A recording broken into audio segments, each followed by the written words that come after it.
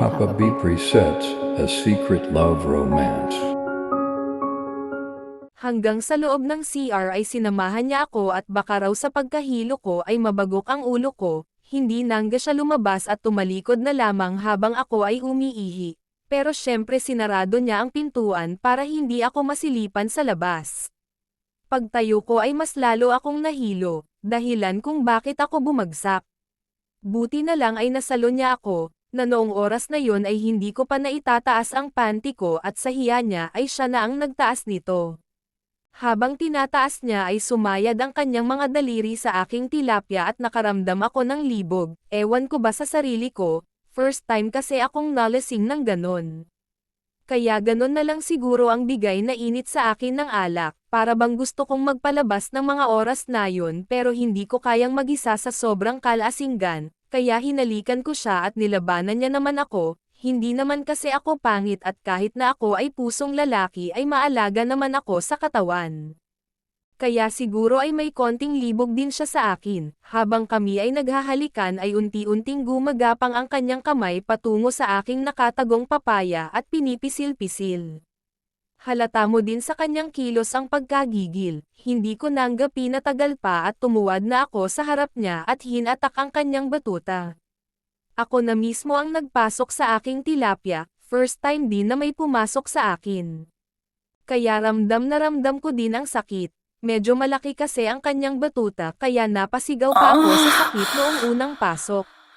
Hindi ko na rin nasabing virgin pa ako gawa ng naipasok ko na ang mga daliri ko dito. Habang tumatagal pa ay mas lalo kong na-enjoy ang mga sandaling lumalabas-pasok siya sa aking tilapia. Doon ko na-realize na mas masarap pala ang pinapasukan kesa sa nakikipaghalikan lang, sa sobrang sarap nga sa pakiramdam ay agad akong nilabasab ng gata, sa bilang ko nga ay nakapito ako. Siguro kung noon ko pa nalaman na ganun pala kasarap ay baka noon ko pa sinubukan, sa isip ko nga nuoy parang gusto ko na laging ma-promote para nang sa ganun ay laging may ganang pagkakataon, dahil sa siya ay lasing na rin ay nahirapan siyang magpalabas ng gata. Kaya nag-isip ako ng paraan para hindi naman siya mabitin. Isinubo ko ang kanyang batuta habang nilalaro ang kanyang dalawang holen. Diniladilaan ko ang kanyang batuta pababa sa kanyang puwit na mas lalong nagpaungol sa kanya na animoy parang isang asong ulol na gustong mang-aget sa gigil. Habang kinakain ko yung kanyang hiwa sa likod ay hawak ko rin ang kanyang batuta na galit na galit. Ilang sandali pa nga ay pinatuwad niya ulit ako at sinabing malapit na siyang labasan kaya dali-dali niyang pinasok ang kanyang alaga at doon naramdaman kong may damaloy na mainit na likido na nagmula sa kanya. Ang sarap sa pakiramdam sobra akong naadik sa kanyang gata. Nung mga sandali na yon ay gusto ko pa sanang umisa kaya lang ay hindi na daw niya kaya sinuot ko na ang panty ko at dali-daling nagbihis. Paglabas namin ng banyo ay mahaba na pala ang pila sa pinto.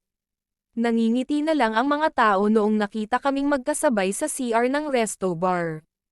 Nagsiuwian na din lahat ng aming mga kasama kaya hinatid pa niya akong umuwi. 3 buwan ang nakalipas nakaramdam ako ng kakaiba sa aking katawan. Nagsusuka ako ng walang dahilan kaya nagpa-check up ako para malaman ang dahilan. Nagulat na lamang ako sa naging resulta. Pangiti-ngiting inabot sa akin ng nurse ang result ng lab test, kaya pala nakangiti ay siguro iniisip niya kung sino ang nakabuntis sa akin. Inamin ko din sa aking mga magulang ang nangyari at kinausap ko Si Michael kung ano ang plank niya sa amin ng magiging anak niya. Bago nga ako manganak ay nagpakasal kami at mula noon ay binago ko na ang aking pananamit. Nagsosuot ako ngayon ng crop top at miniskirt. Medyo takot na ako noong mabuntis kaya iniingatan ko na din yung sarili ko nung mga panahon na kami ay gumagawa ng himala.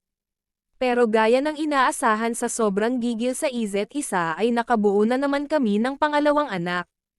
Doon nga ay pumasok sa isip ko na si Michael na talaga ang makakasama ko sa habang buhay at nagsama kami ng masaya sa piling ng aming mga anak. Sana po ay na-inspire ko po kayo sa aking secret love romance. Salamat po Papa B sa binigay mong pagkakataon sa akin na may share sa inyo ang storya ng aking buhay. Papa B presents A Secret Love Romance.